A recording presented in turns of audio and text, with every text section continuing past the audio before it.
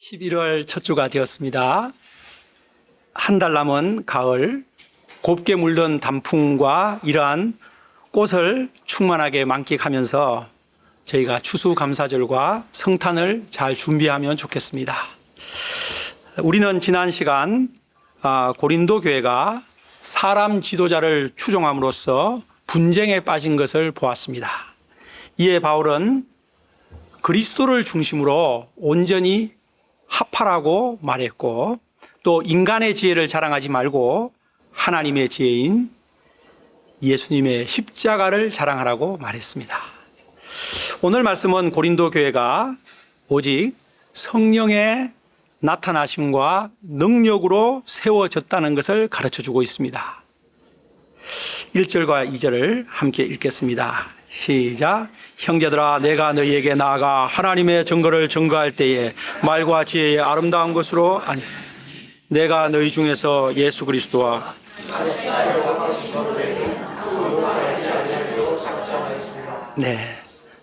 사도 바울은 자신이 고린도에 가서 어떻게 예수님의 복음을 전했는지, 그리고 고린도 교회가 어떻게 세워지게 되었는지를 회상하면서 말하고 있습니다. 그는 당시 유명한 헬라 소피스트들처럼 말과 지혜의 아름다운 것으로 하나님의 증거를 전하지 않았습니다. 실상 바울은 아주 높은 교육을 받은 뛰어난 지성인으로서 얼마든지 화려한 말과 지혜로 복음을 전할 수도 있었습니다. 당시 유행했던 수사학과 웅변수를 이용할 수도 있었습니다. 그리고 고린도 사회는 그런 것을 아주 선호하는, 열광적으로 선호하는 그런 분위기였습니다. 그러나 바울은 오직 예수 그리스도와 그가 십자가에 못 박히신 것만 단순하게 증거했습니다.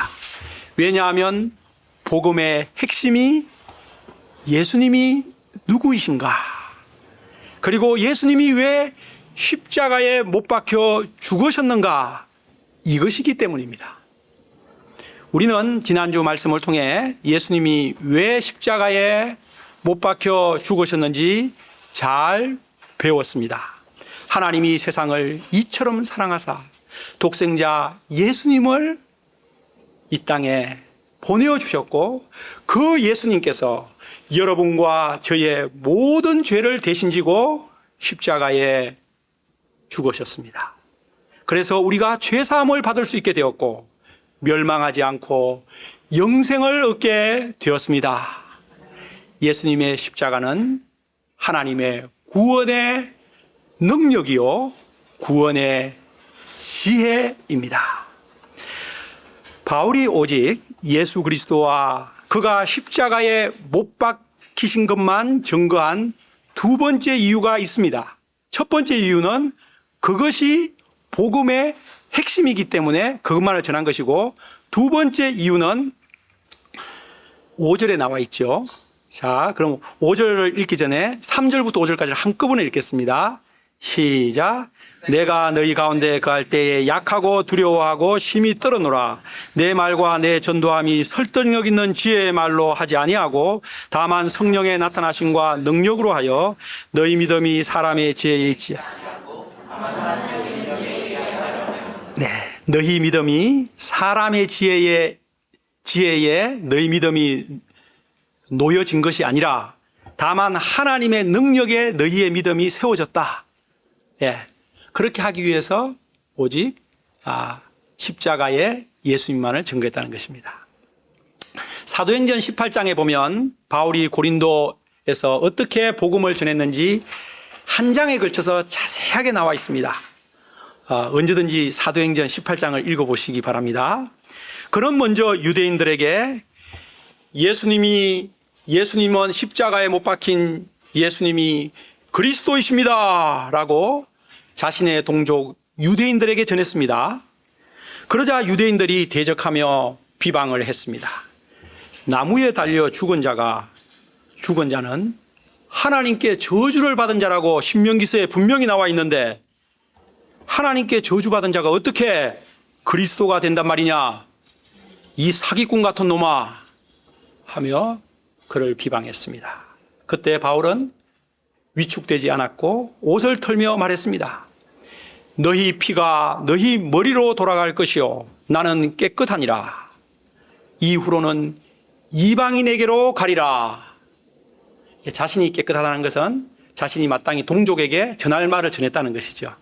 그래서 동족에게 자기가 할 도리를 했고 동족이 받아들이지 않기 때문에 이방인들에게 간다는 것입니다. 동족들로부터 배척받은 바울은 이방인들에게로 곧 헬라 사람들에게 복음을 전하고자 방향을 잡았습니다. 그런데 고린도의 그 헬라 사람들이 어떤 사람들입니까? 고린도는 로마의 5대 도시로 부유하였고 고린도 사람들은 아주 교만했습니다. 우리가 뉴욕 사람들이 자기들을 뭐라고 하죠? I am 뉴요커라고 하면서 자기를 자랑한다고 합니다. 그리고 그 고린도에는 거대한 비너스, 곧 아프로디테 신전을 비롯하여 우상 숭배가 가득한 곳이었습니다.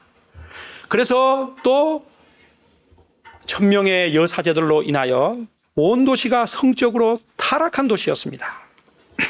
이런 죄악되고 교만한 사람들이 과연 십자가에 못 박힌 예수가 당신의 구원자라고 전했을 때 과연 그들이 받아들일 것인가 생각할 때 바울의 마음이 많이 위축될 수 있었을 것입니다.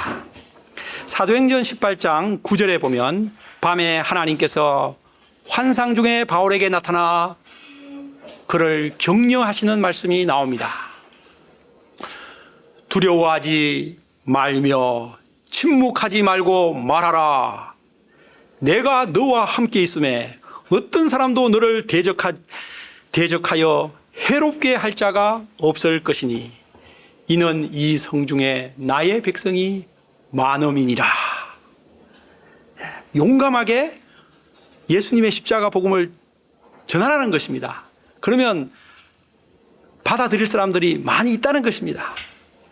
오늘 3절에 나오는 바울의 고백대로 고린도에 있을 때 그는 약하고 두려워하고 힘이 떨었습니다.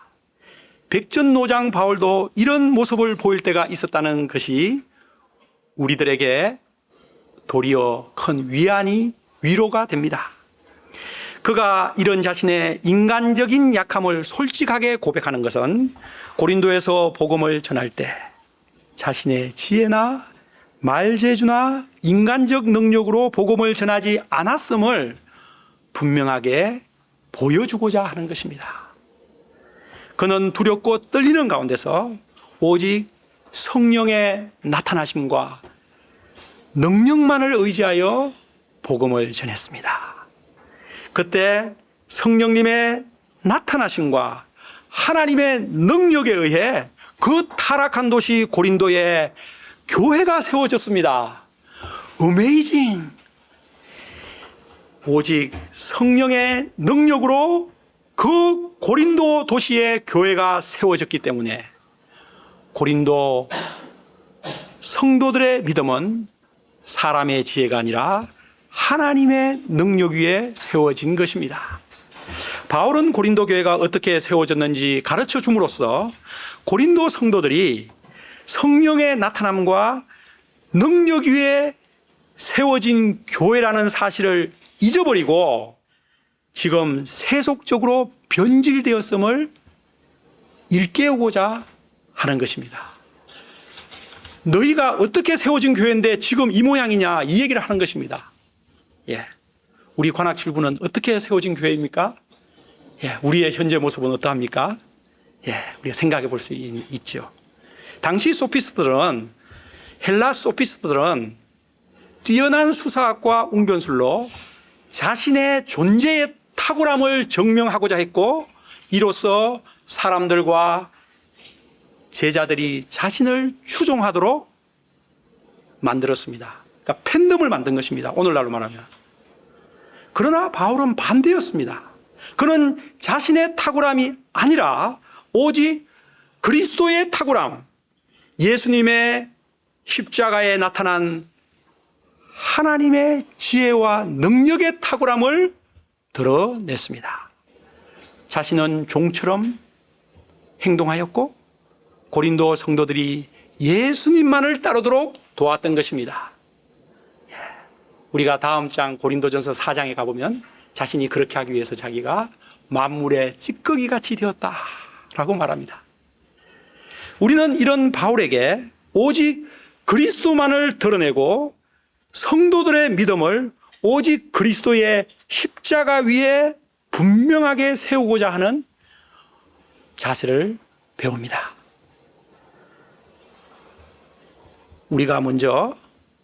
나 자신이 먼저 나의 믿음이 오직 예수님과 예수님의 십자가 위에 세워지도록 간절히 기도해야겠습니다.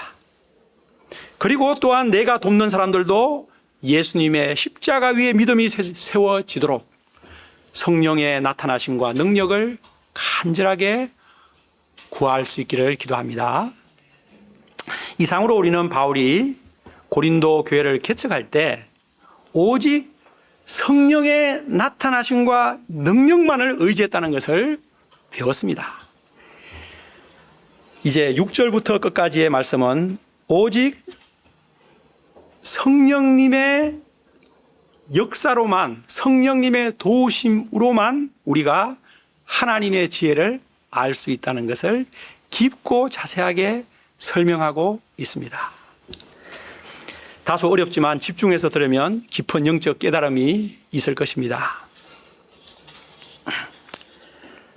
6절과 7절을 그럼 같이 한번 읽어볼까요? 시작. 그러나 우리가 온전한 자들 중에서는 지혜를 말하노니 이는 이 세상의 지혜가 아니요 또 이 세상에서 없어질 통치자들의 지혜도 아니요 오직 엄밀한 가운데 있는 하나님의 지혜를 말하는 것으로서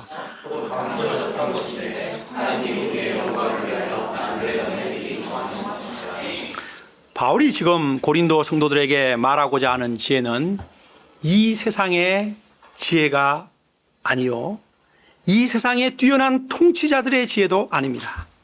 오직 엄밀한 가운데 있는 하나님의 지혜입니다.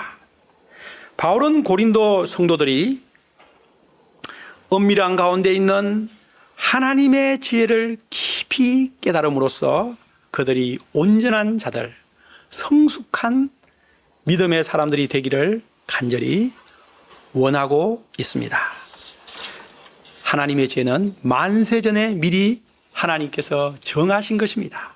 그래서 비밀입니다.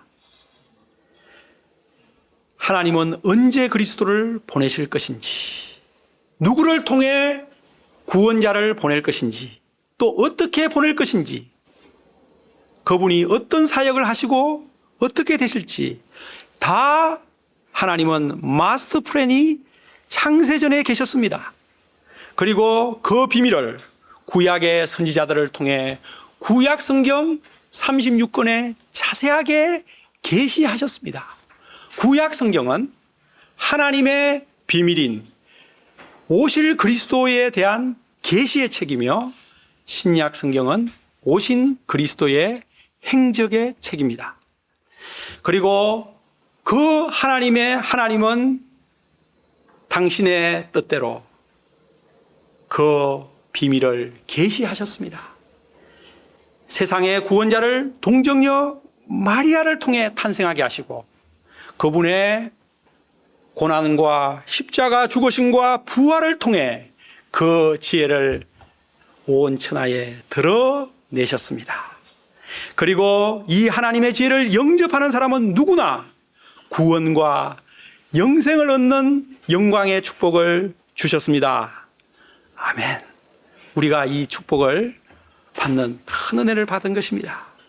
그런데 이 하나님의 지혜를 이 세상의 통치자들 중에는 아는 사람이 한 사람도 없었습니다. 유대인 중에서 지혜롭다는 바리새인과 사두개인과 서기관들 중에 아는 자들이 없었습니다. 빌라도 같은 로마 정치 지도자도 알지 못했습니다.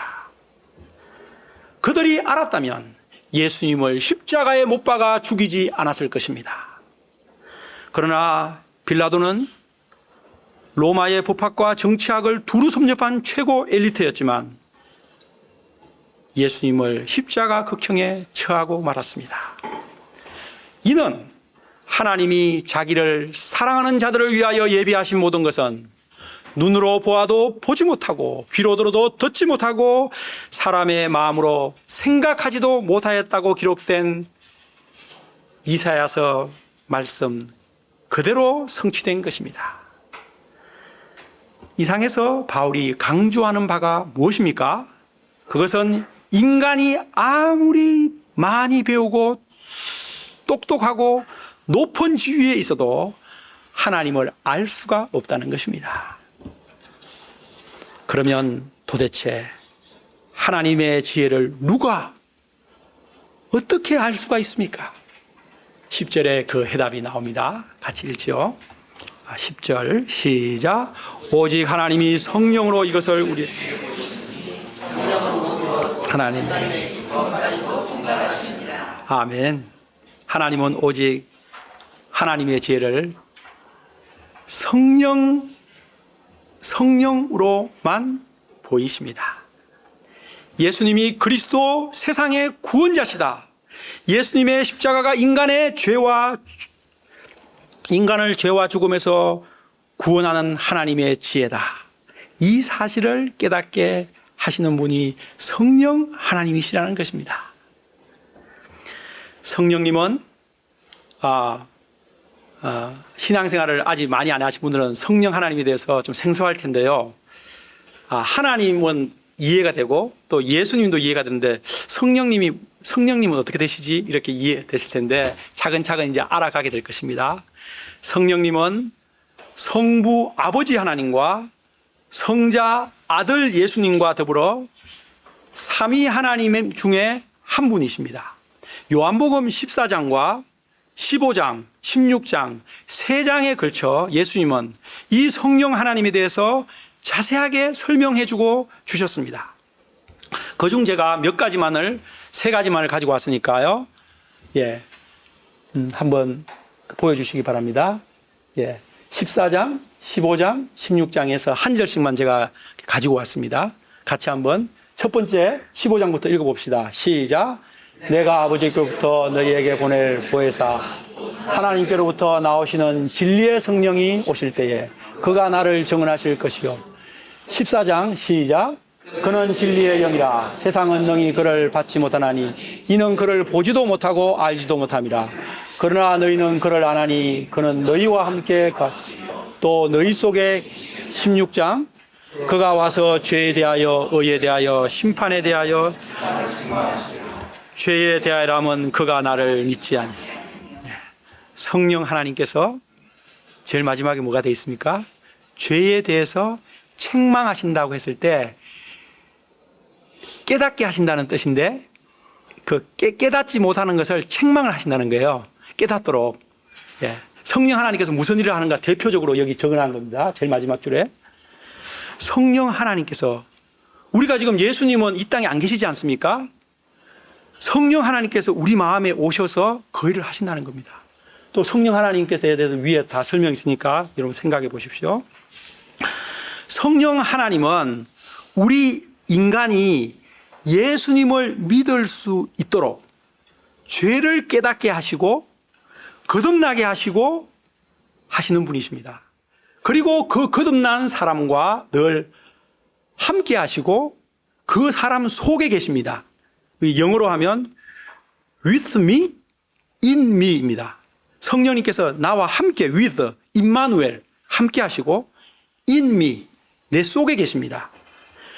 그리고 여기 나오듯이 죄에 대해서 우리를 깨닫게 하시고 우리 성도들을 모든 진리 가운데로 인도하시고 우리가 기도를 하면 성령 하나님께서 어떻게 하도록 지혜를 주셔서 바른 길로 인도하십니다. 그리고 특히 예수님이 누구신지를 우리에게 증거해 주십니다. 우리가 하나님을 알려면 또 하나님의 지혜를 알려면 이제 하나님의 지혜가 바로 예수님인데 예수님의 십자가인데 반드시 성령님의 도우심이 필요합니다. 인간의 지혜와 힘으로는 결코 하나님을 알 수 없고 하나님의 지혜인 십자가의 비밀을 알 수 없습니다. 서울대 도서관의 모든 책을 읽고 하버드와 전 세계 도서관의 책을 다 읽고 전 세계 일주를 하면서 모든 경험을 다 할지라도 결코 알 수 없습니다. 그러나 성령님께서 그 사람을 도와주시면 바로 알 수 있습니다. 요한복음 3장에 보면 니고데모라는 사람이 나옵니다. 그는 바리새인이었고 관원이었고 이스라엘의 추앙받는 선생이었습니다. 오늘날 학교 선생님 수준이 선생을 얘기한 것이 아니고 그 율곡 선생님, 태계 선생님 이렇게 말할 때 그런 높은 수준의 선생님을 말하는 것입니다. 그는 당대 최고의 지성인이었습니다. 그러나 하나님의 지혜에 대해서는 그는 문외한이었습니다. 예수님이 그가 찾아왔을 때 니고데모 씨 거듭나셔야 되겠습니다 라고 말씀하자 니고데모의 말이 무엇입니까? 아니, You must be born again. 그렇게 하니까 제가 엄마 뱃속에 다시 들어갔다가 나와야 된다고요? 이렇게 말을 초등학생 같은 대답을 했습니다. 이때 예수님은 사람이 물과 성령으로 나지 아니하면 하나님 나라에 들어갈 수 없다고 하셨습니다. 성령을 받지 않고는 아무리 학식이 높은 사람이라 하여도 니고데모와 같은 엉뚱한 말을 하게 되는 것입니다. 반면 베드로는 니고데모에 비해 베드로는 학식도 짧고 시골 어부였습니다. 그러나 예수님께서 너희는 나를 누구라고 하느냐라고 물었을 때 그는 놀라운 대답을 했습니다. 주는 그리스도시요 살아계신 하나님의 아들이시나이다. 그때 예수님이 무엇이라고 말했습니까? 바요나 시모나 베드로야, 네가 복이 있도다. 이를 내게 알게 하니는 혈육이 아니요 하늘에 계신 내 아버지시니라. 이 말은 성부 하나님께서 성령님을 통해서 베드로가 예수님을 그리스도로 깨닫도록 도와주셨다는 말입니다. 우리는 도저히 과거 예수님을 그리스도로 알 수 없었지만 과거 제 자신이 그랬습니다. 예수님은 4대 성인 중에서 그 중에서 가장 훌륭한 분, 그렇게 생각했지 도저히 예수님을 세상의 구원자라고 믿을 수가 없었고 성경에 예수님이 일으켰다는 기적의 사건들을 저는 믿을 수가 없었습니다. 그런데 성령 하나님께서 깨닫게 해주셨기 때문에 예수님을 나의 구주 그리스도로 고백하고 구원을 받게 되었습니다. 또한 우리는 예수님을 그리스도로 모르는 사람들을 위해서 성령 하나님께서 그들의 눈도 열어주시도록 기도해야겠습니다. 예수님이 잘 믿어지지 않는 분은 이성적으로 어떻게 믿어보려고 해도 그것이 잘 안 됩니다. 저는 그런 분들의 고통을 제가 많이 듣습니다. 그러나 성령님께서 알게 해주실 때에 성경 공부를 꾸준히 하게 하고 기도하고 기다리면 때가 되면 성령 하나님께서 반드시 깨닫게 해주십니다. 너희가 나를 찾고 찾으면 나를 만나리라. 하나님은 반드시 약속하셨습니다. 간절히 찾는 사람을 하나님께서 안 만나 주시겠습니까? 찾지 않는 사람도 가가지고 억지로 막 데려와가지고 이렇게 도와서 믿게 하는 판인데 막 간절하게 찾는 사람을 하나님께서 안 만나 주시고 구원하지 않을 리가 절대 없습니다. 여러분 그거 반드시 확신하시고 마음을 겸손하게 하셔서 하나님 저를 꼭 만나 주세요. 성령 하나님 제게 능력으로 역사해 주세요. 그 기도를 하루에 한 번만 해보십시오. 저는 최지연 사모님이 이달 말에 세례를 받고자요 너무도 기쁘고 감격이 됩니다. 이분이 꾸준히 성경 공부를 한 8년 정도 하시지 않았을까 싶은데 8년 정도 되셨죠? 그 정도? 예. 그리고 또 예배를 또 8년 동안 꾸준히 드리셨을 때 성령 하나님께서 도와주셔서 베드로와 동일한 그 신앙 고백을 하고 세례를 받게 되었으니 이 얼마나 경사입니까? 한 사람의 인생에 있어 예수님을 자신의 구원자로 신앙 고백하는 것보다 더 큰 축복은 없습니다. 제가 윤희 목자와 결혼한 그 결혼식의 축복이 이 예수님을 제가 그리스도로 고백한 그에 비하면 그것은 세 발의 피밖에 되지 않습니다. 그래 여러분 알겠죠 무슨 뜻인지? 예, 세상에서 가장 큰 경사가 그 자기 배우자와 웨딩 마치를 하는 그 결혼식인데 그것이 세 발의 피밖에 안 된다고요. 예수님을 자신의 구주로 영접하는 그 순간의 체험과 감격, 기쁨. 우리 원효 형제님 반드시 그렇게 될 것입니다. 걱정하지 마세요. 정주 형제님 그 축복 반드시 받을 겁니다. 저렇게 순수한 사람을 하나님께서 안 만나주시면 누가 만나준단 말입니까? 제가 서울대 어제도 토요일에 전도하러 갔는데 다 뺀질뺀질하게 말 한마디도 들어주지 않아가지고 제가 내려오면서 참 정주 형제 같은 사람 없다. 우리 영디 형제 자매들 같은 사람 없다. 우리 혜인 예인 자매 같은 사람 없다. 제가 그렇게 생각하면서 내려왔습니다. 제가 너무 다 여러분들 될 때마다 제가 눈물이 날 정도로 여러분들 귀하고 감사하고 소중하게 저는 생각합니다. 세상에 가보세요. 실제로 하나님을 욕하는 사람이 많을 뿐이지 관심이 없어요. 그냥 우리 관악칠부 형제 자매님들 2세 자녀들 우리 민성 민건 모두 꾸준한 성경 공부와 예배를 통해서 반드시 성령 하나님의 도우심이 있어서 모든 분들이 신앙 고백하는 최고의 받는 분들 다 되시기를 기도합니다. 이상으로 우리는 복음 역사가 인간의 역사가 아니라 성령님의 역사라는 것을 분명히 알게 되었습니다. 고린도 교회가 세워진 것은 전적으로 성령의 나타나심과 능력으로 된 것입니다. 성령의 역사로 우리는 하나님의 지혜인 십자가의 비밀을 깨달을 수가 있는 것입니다. 예수님의 십자가가 나를 구원한 십자가임을 알게 되는 것입니다. 성령의 역사로 하나님이 우리에게 주신 그 모든 신령한 축복이 얼마나 크고 놀라운지를 알게 되는 것입니다. 성령의 역사로 또 우리는 점점 영적인 것을 분별하는 신령한 사람들로 성장해 가게 되는 것입니다. 이 말씀이 지금 말씀의 뒷부분에 나오는 부분입니다.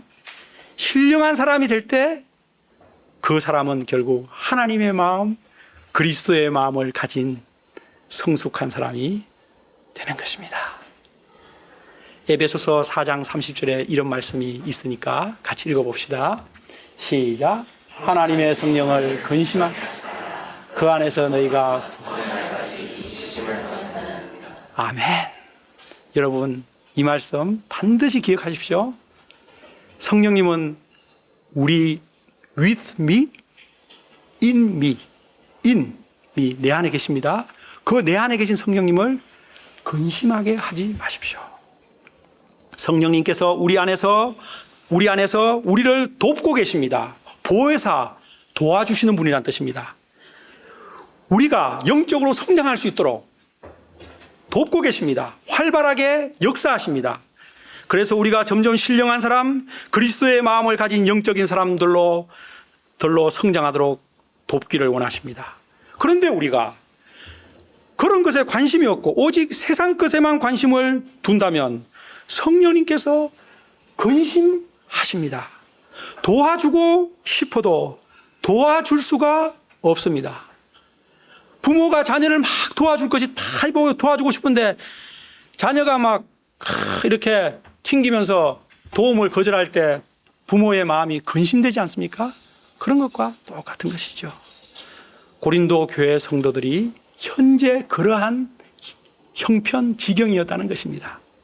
그들은 처음에 성령의 나타나심과 능력으로 거듭났고 고린도 교회의 일원이 되었지만 시간이 지나면서 그들은 성령을 근심되게 하는 사람들이 되었습니다. 영적이고 신령한 사람으로 성장하기보다 고린도적 영향, 고린도 사회의 영향을 받아가지고 육신적이고 인간적이 되었습니다. 그리스도의 마음을 잊어버리고 세상적이 되어 자랑하고 분쟁했습니다. 이런 고린도 성도들에게 바울은 오늘 말씀을 통해 고린도 교회가 어떻게 세워졌는지 다시 한번 상기시켜 주었습니다. 이를 통해 십자가 처음 신앙을 회복하도록 도왔습니다. 성령의 나타나심과 능력으로 거듭나고 너희가 거듭났고 변화되었다는 것을 기억하도록 도왔습니다. 그리고 영적이고 신령한 사람, 그리스도의 마음을 가진 사람으로 성장하라고 촉구하고 있습니다. 이 모든 것은 우리 안에 계신 성령님을 기쁘시게 하고 성령님의 방향에 잘 순종할 때 가능합니다. 말씀의 결론입니다.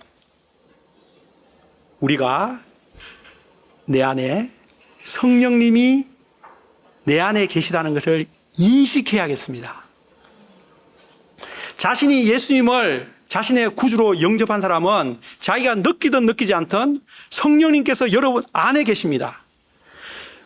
그러므로 우리는 성령님을 늘 마음의 첫 자리에 모셔야겠습니다.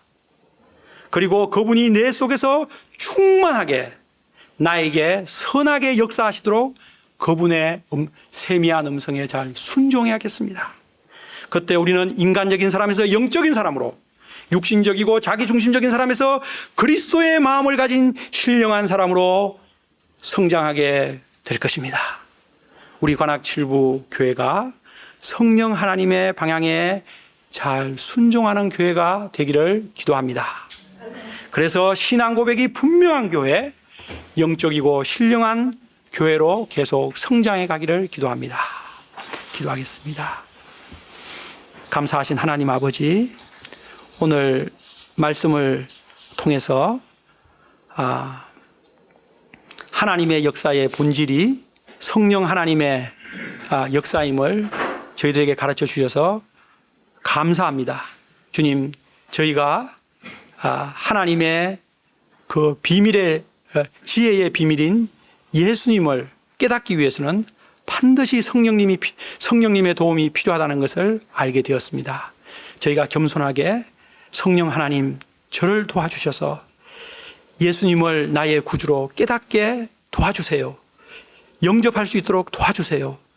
이렇게 간절하게 기도하는 분들 되게 도와주시고, 이미 예수님을 구주로 영접한 사람은 자기 안에 성령님이 계시다는 것을 알고 그 성령님을 근심되게 하지 말고 잘 성령님께 순종하여서 영적인 사람, 신령한 사람, 그리스도의 마음을 가진 성숙한 사람으로 성장해 가도록 도와주십시오. 예수님 이름으로 기도합니다. 아멘.